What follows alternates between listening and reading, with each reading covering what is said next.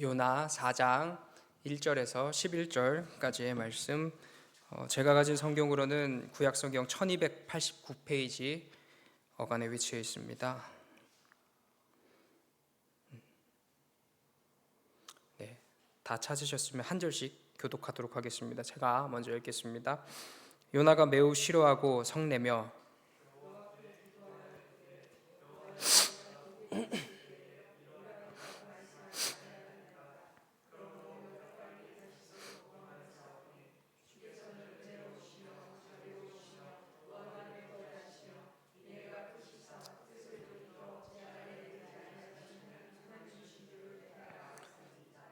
여호와여, 원하건대 이제 내 생명을 거두어 가소서. 사는 것보다 죽는 것이 내게 나음이니이다 하니, 요나가 성읍에서 나가서 그 성읍 동쪽에 앉아 거기서 자기를 위하여 초막을 짓고 그 성읍에 무슨 일이 일어나는가를 보려고 그 그늘 아래에 앉았더라.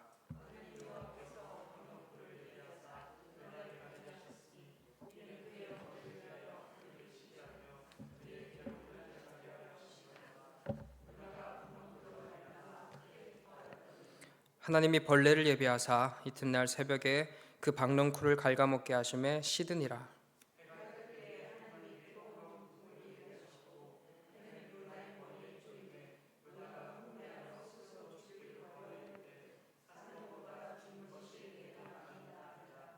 하나님이 요나에게 이르시되 내가 이 박넝쿨로 말미암아 성내는 것이 어찌 옳으냐 하시니, 그가 대답하되 내가 성내어 죽기까지 할지라도 옳으니이다 하니라.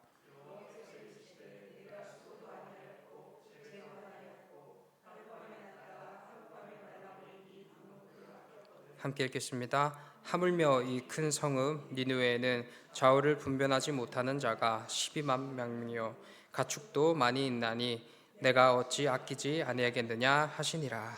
아멘. 기도하겠습니다. 사랑이 많으신 하나님 아버지, 우리에게 늘 언제나 큰 은혜 베풀어 주심에 감사합니다. 우리가 살아 숨쉬는 모든 순간이, 우리에게 허락된 모든 나날들이 하나님의 선하신 손길 아래에 있는 가장 풍성하고 충만한 순간임을 믿습니다. 주님, 때때로 그 은혜 가운데 살고 있으나 그 은혜를 미처 발견하지 못하여 또 누리지 못하여 우리 마음 가운데 불편함은 없는지 돌아보게 하여 주시옵소서.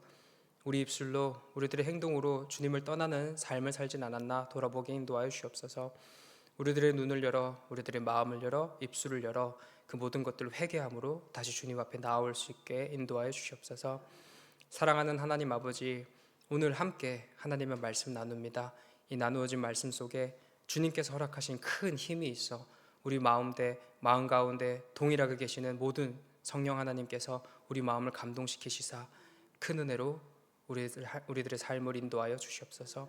감사드리며 예수님 귀하신 이름으로 기도드립니다. 아멘. 드디어 요나의 마지막 장입니다. 오늘 본문에서 하나님은 이 요나에게 반복적인 질문을 던지시는데요. 그 질문이 오늘 제목의 글과 같습니다. 하나님께서 요나에게 네가 성내는 것이 과연 옳으냐라고 질문하십니다.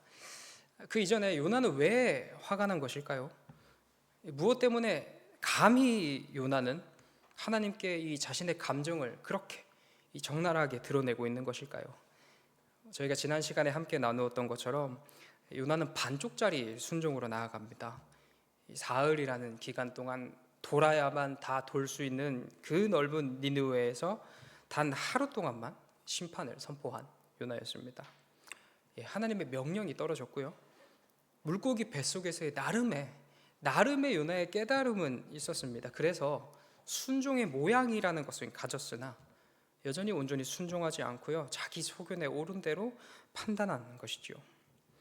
그러나 이런 반쪽짜리 불순종한 순종에도 반응하시는 하나님께서는요, 끝내 이 요나의 기대와는 달리 저들을, 그 니느웨를 회복시켜 주십니다. 이것 때문에 요나가 화가 난 거예요. 결국에는 자신이 우려했던 대로 그 일이 펼쳐졌기 때문입니다. 처음부터 요나는 하기 싫은 명령을 하나님께 받았습니다. 그냥 단순한 이방나라도 아니고 자신들의 삶을 위협하고 괴롭히며 가장 가깝고도 가장 극악무도한 이 아수르의 수도 니느웨인 것이죠. 그 니느웨에 하나님께서 가라라고 하시니, 가서 심판의 메시지도 전하고 회복을 유도하라고 하시니 가기 싫었던 것이에요. 그럴 수 있습니다. 충분히 인간의 마음으로 이해하자면 그럴 수 있을 것 같아요. 저희들의 삶 가운데에서도 하기 힘든 일, 하기 싫은 일 충분히 많습니다. 만일 하나님께서 우리더러 하기 힘들어하고 싫은 일 하라고 하시면 우리도 가끔 망설이고 또 하기 싫다고 주님께 이야기하기도 할 수 있을 것입니다. 그런데 요나라는 인물은 그 정도가 상당히 지나쳤습니다. 조금 쉽게 표현해서, 가볍게 표현해서 아주 하나님을 만만하게 보고 있는 요나인 것이죠. 본문 1, 2, 3절을 다시 보면 이렇습니다. 요나가 매우 싫어하고 성내며 여호와께 기도하여 이르되, 여호와여, 내가 고국에 있을 때에 이러하겠다고 말씀하시지 아니하였나이까? 그러므로 내가 빨리 다시스로 도망하여 싸우니 주께서는 은혜로우시며 자비로우시며 노하기를 더디하시며 인애가 크시사 뜻을 돌이켜 재앙을 내리지 아니하시는 하나님이신 줄 내가 알았음이니이다. 여호와여, 원하건대 이제 내 생명을 거두어 가소서. 사는 것보다 죽는 것이 내게 나음이니이다 하니. 여러분, 이 문장이 어떻게 들리시나요? 저는 이 하나님을 향한 원망을 넘어서 하나님을 비꼬고 아주 무례히 답변하는 요나의 문장으로 들립니다. 좀 풀어서 설명하면 이럴 것 같아요. 네, 이럴 줄 알았습니다. 그래서 하나님, 내가 다시스로 도망한 거예요. 어차피 하나님 쟤들 용서해 주실 거였잖아요. 내가 그 꼴 보기 싫어서 다시스로 도망한 건데 결국엔 제가 우려했던 대로 되었네요. 네, 하나님은 은혜로우시고 그 자비가 충만하시니 노하기도 더디하시고 인애도 크시니 뜻을 돌이켜 저들에게도 재앙을 내리지 아니하십니다. 참 대단하십니다, 하나님. 제가 살아서 뭐합니까? 저는 그 꼴 못 보겠으니 그렇게 마음대로 하실 거면 차라리 저를 죽여주세요. 1, 2, 3절, 요나의 아주 무례한 발언입니다. 감히 인간이 이 피조물이 창조주를 향하여 어찌 그럴 수 있겠습니까? 하물며 과거 인간인 왕에게도 격을 갖추고 두려워하며 벌벌 떨었던 상황들이 있는데, 이 온 세상을 창조하신 만왕의 왕께 이토록 무례한 것이에요. 이는 참으로 하나님을 무시하고 부정하는, 하나님을 경외하지 않아 자기 소견에 오른 대로 하는 거짓되고 패역한 이스라엘의 모습을 아주 솔직하게 보여주는 단편이 됩니다. 이스라엘의 모습이 이렇다는 거예요. 하나님을 믿기는 하지만 자기 마음대로 하고, 하나님을 믿는다고는 하지만 자신의 판단, 자신의 선택이 더 옳고요. 하나님을 믿는다고는 하지만 내가 보기에 더 매력적인 신을 쫓아 그곳에서 평안함을 찾는 이스라엘.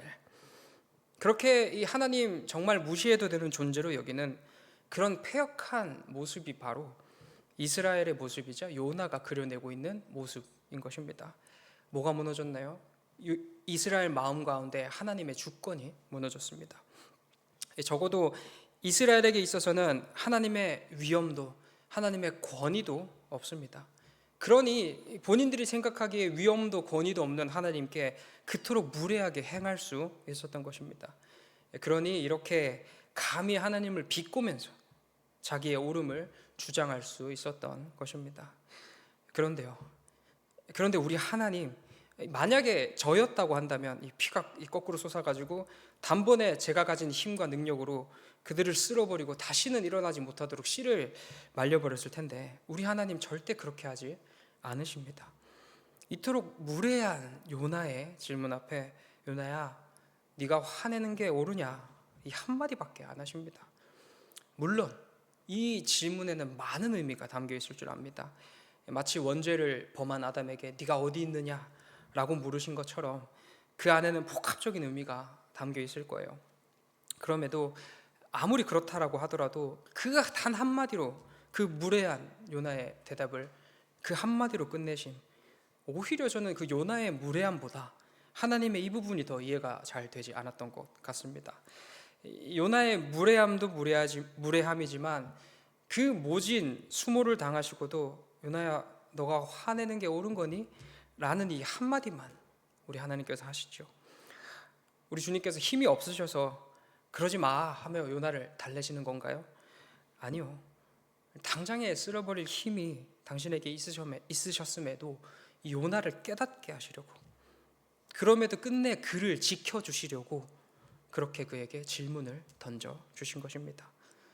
저는 이 이야기를 읽으면서 누가 생각이 났냐면 우리 그리스도 예수님의 생각이 났습니다.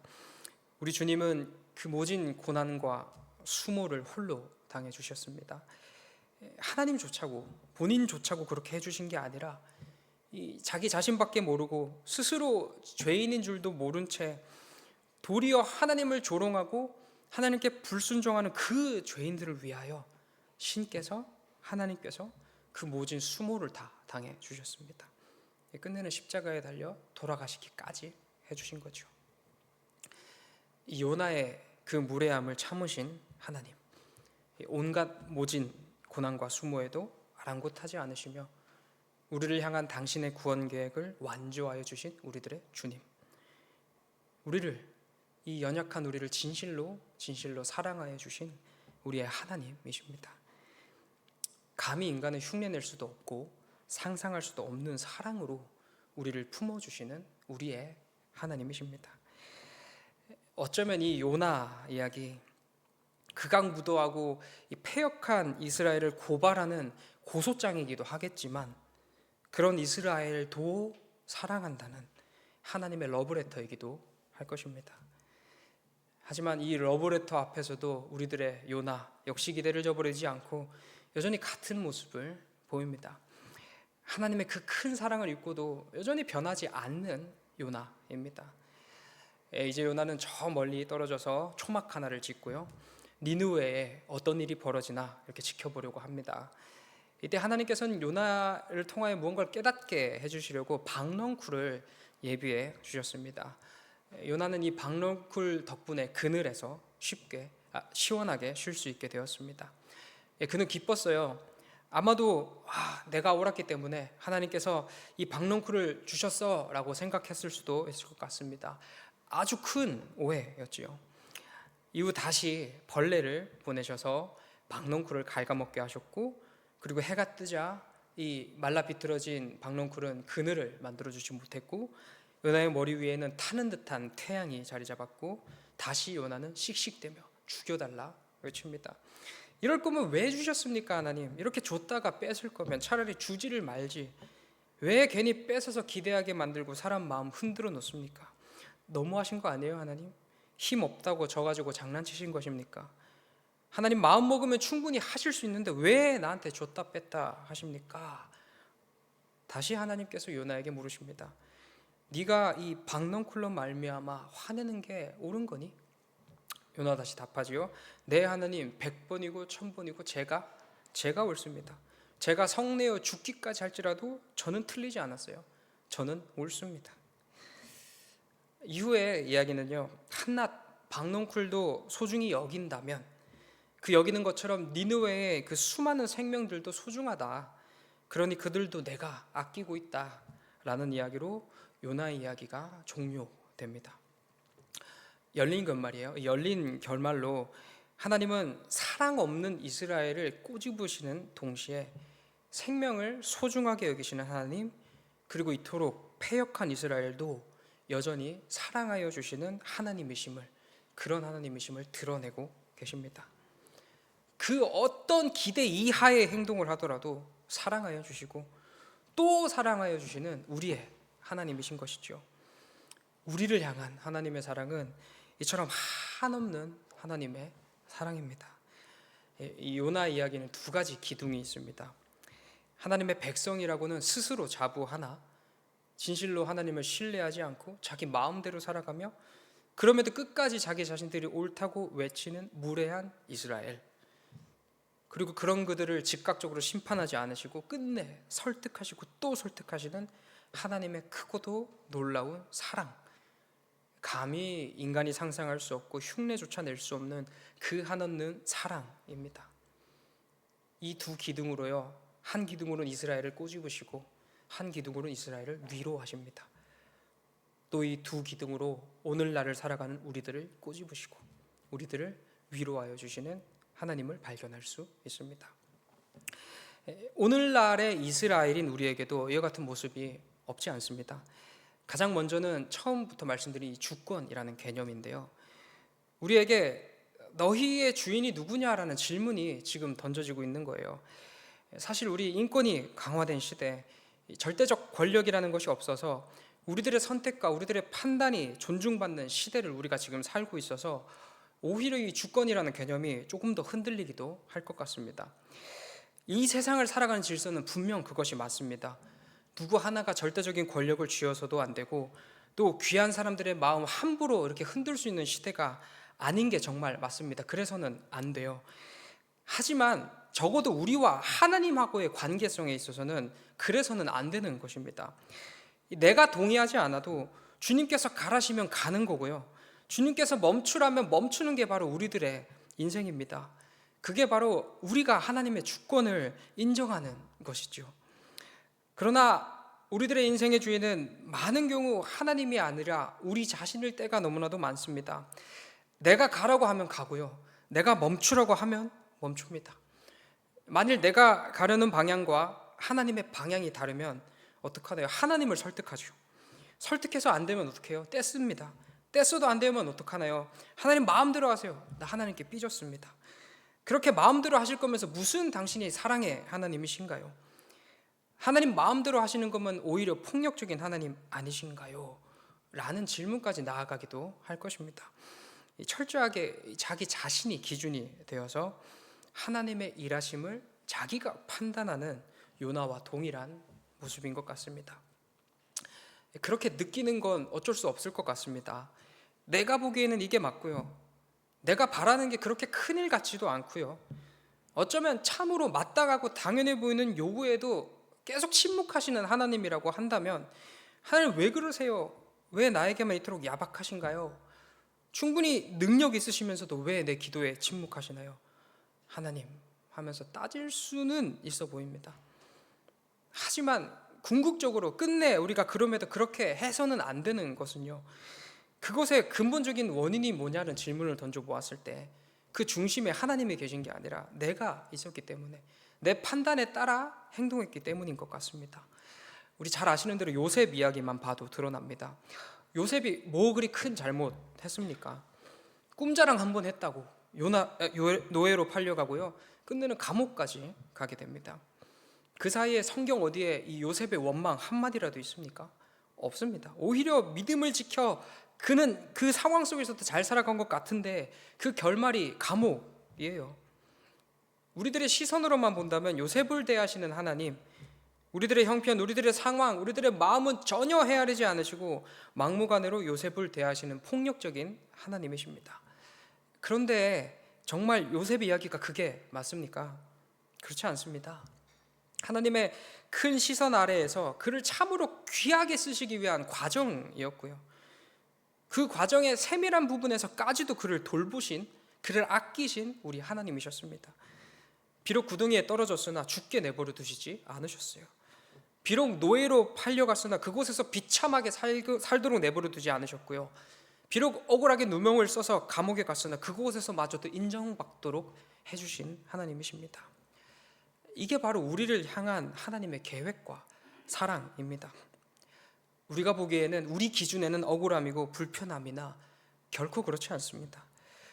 우리의 그 어떤 무례함에도 그 크신 사랑을 거두지 않으시는 하나님께서는요, 동일한 사랑으로 우리들의 마음을 비추어 주십니다.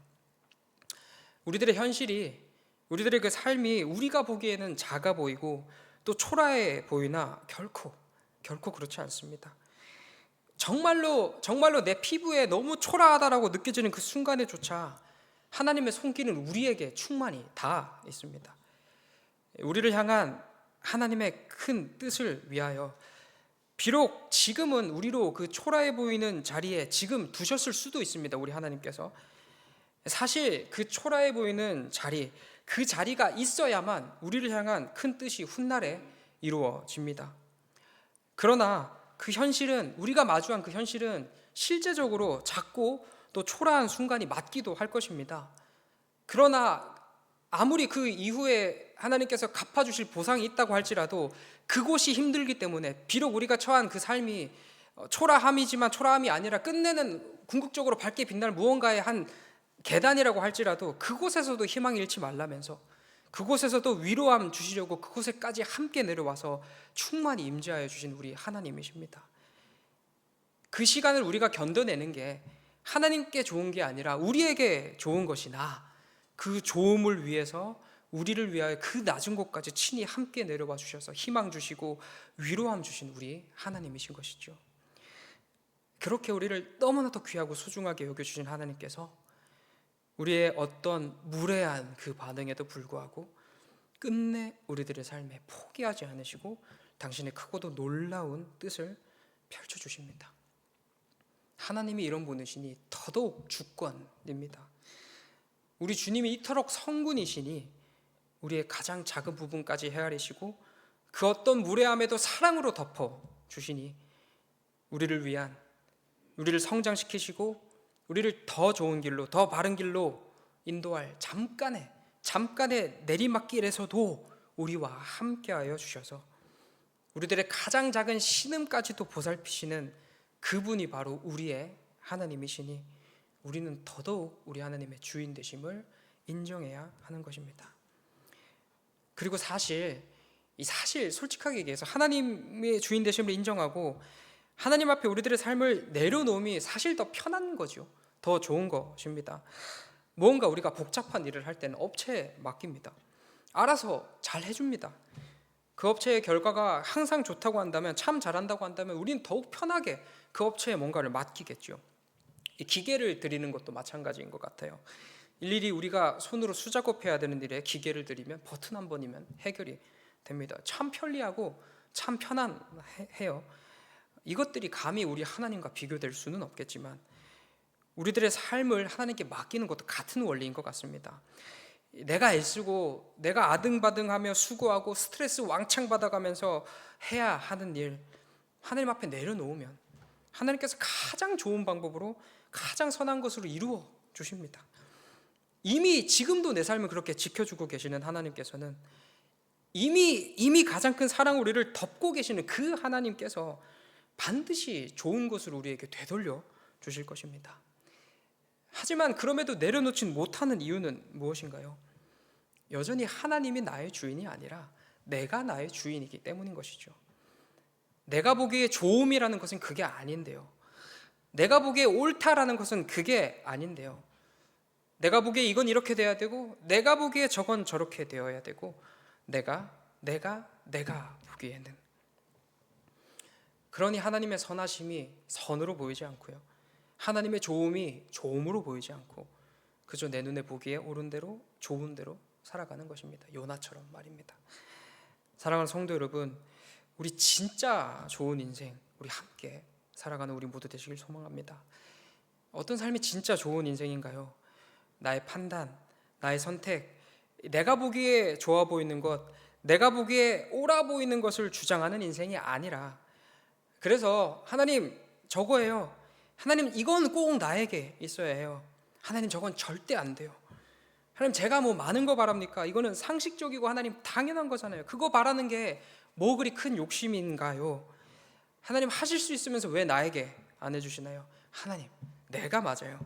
내 선택이 옳고 하나님 선택 틀렸으니 하나님 내 뜻대로 해주세요 라고 외치는 요나와 같이 내가 주인된 인생을 살아가는 게 좋은 인생이 아니라 언제나 좋은 것만 주시는 우리 하나님,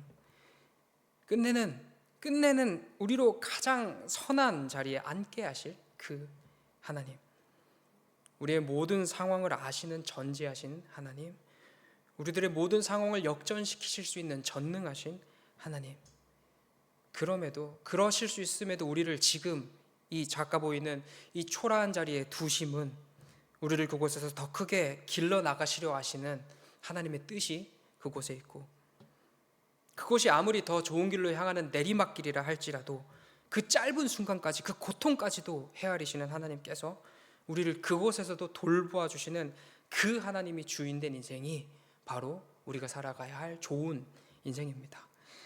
우리 모두 내가 주인된 인생 내려놓고 하나님께서 주인 되신 인생을 살아서 그 어떤 반응에도 그 어떤 바람에도 흔들리지 않고 우리를 사랑하시는 하나님 안에서 가장 넉넉하고 가장 풍성한 삶을 걸어가는 우리 모두 되시길 소망합니다.